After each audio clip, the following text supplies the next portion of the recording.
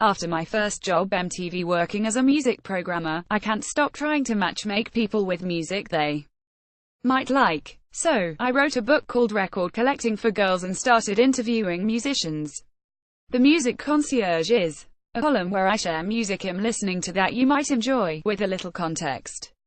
Follow me on Twitter or Facebook, or leave me a comment below and tell me what you're listening to this week. Pink Beautiful. Trauma. Let's pause and talk about Pink's latest video. Look, wasn't a huge fan of this album on first listen. Because, although the music is solid, the topics she addresses felt very specific to her life. That was something I was more into when she was talking about being an outsider and telling stories of how she wasn't going to be a pop-tart styled by the industry. Now that it's about married life, honestly I'm a little bored, and that has more than a little to do with my disinterest in marriage in general. But she has found a way to do a distinctly Pink thing and push our boundaries as a society and cause some conversation with her gorgeous beautiful Trauma video. It's stylized like the 1950s, Technicolor included, and affords us a look into the inner life of a couple who are not the nuclear family ideal. The subtext is one we all desperately need right now.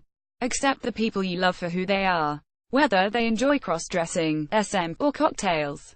It's exactly what everyone keeps talking about when they talk about unity and hearing each other in these divisive times. Pink just said it with more visual panache than literally anyone else could dream up. Icona Pop. Don't slam the door, the girls are back with a fun one that's a cover of a song made famous in Sweden by Kiki Danielsson. This is from Kiki's Nashville period when she dabbled in country music, and googling all of this has been the highlight of my week. Definitely the live video of this 1984 single. It's like solid gold meets the Grand Ole Opry. Icona Pop offer a nice update to the track, sonically, and it offers us, the listeners, a good chance to think about how country music allows women to be so much sassier than pop music does, and has been for several decades. Now, follow it up with a chaser of 80s Win on a Jod and then burn the jukebox down. Diplo feat. Mo. Get it right. Genuinely enjoy all of Diplo and Moss collaborations, and this one continues the winning streak.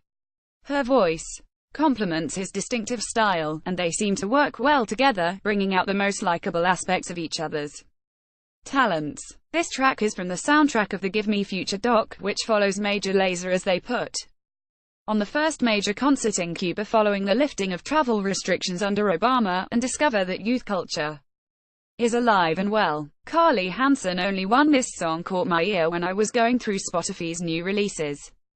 I've been thinking lately about how few hip-hop tracks I recommend, in part because the genre is dominated by young men right now, and I'm trying to amplify female voice in this column. But the tropical vibe of SoundCloud hip-hop is something I've been dissecting with friends, and this track has that vibe to it, like the hook and track of a song that could be a huge SoundCloud hit, minus the rapped verses.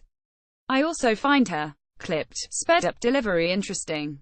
That the lyrics are set to the beat of the music rather than to usual predictive speech patterns makes it feel artificial, and that makes the singer work twice as hard to put emotion into the song. Hansen does that with breaks in her voice. It's a style popularized by Julia Michaels, whose influence can be felt all over this delightful pop nugget. Siv Deliza. Hear my pain healing now for something completely different. If David Lynch preferred brunettes, I promise he would be using Siv Deliza as his muse. But, as it is, she seems to be using him as her muse instead, at least as far as visuals are concerned. Her music is more FKA Twigs meets James Blake meets PJ Harvey. I want to hear so much more of this. Read these stories. Next, the saddest breakup songs of all time. Happy songs that will instantly put you in a good mood. Wait, what's J-Lo really saying in I'm Real?